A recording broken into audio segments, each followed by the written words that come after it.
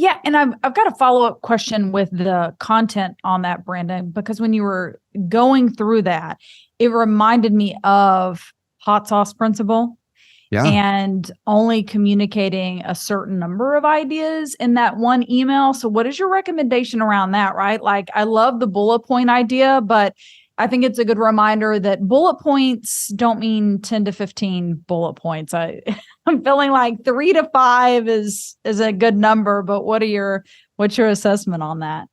And, there hasn't been a lot of studies around this, so I can only share with you some anecdotal ones. So first, if you look around in the world, history in particular, even think about like Christianity, okay? Things tend to come in threes.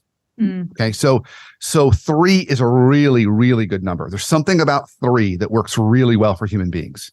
So if you can make 3 points or 3 priorities or 3 things you want people to focus on, your probability of success is exceptionally high.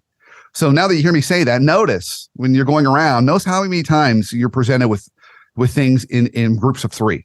Okay, so 3 is really, really good. Okay, so let's talk about the top end. The top end is probably 7.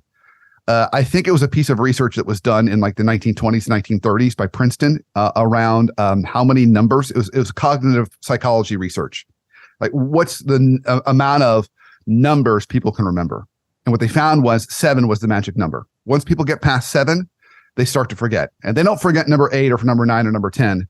They forget all of them. So 7 seems to be the magic number. It's one of the reasons why our phone numbers, if we exclude area code, 7 digits. Okay. So if we take those 2 kind of, reference points, Whitney, I might say shoot for between 3 to 7. Don't ever exceed 7. And 3 is a really good number. 3 3 allows people to feel like they have choice if you're providing options.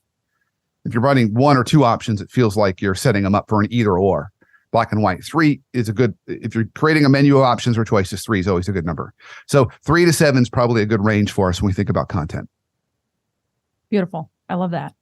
Let's dive into this specific situation, communications. And if I may kick us off, you just did an article with CNBC on difficult emails possibly that you may want to send, or maybe you're upset and you're trying to craft a response via email. So that's a good starting place is, okay, maybe we received an email that kind of hit us the wrong way. How should we respond?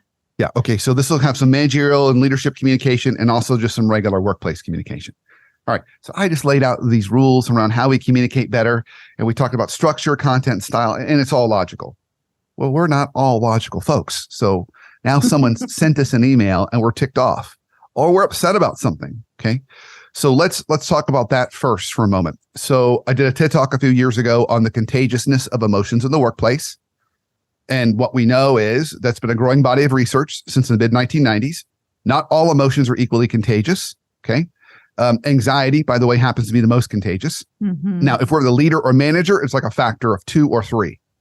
So we want to be really, really aware of what we're feeling because we don't want that to come across in how we communicate.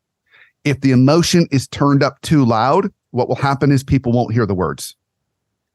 They'll come in, they'll see me, they'll leave the office and they'll say, well, what happened? I don't know what Brandon said, but he was really mad.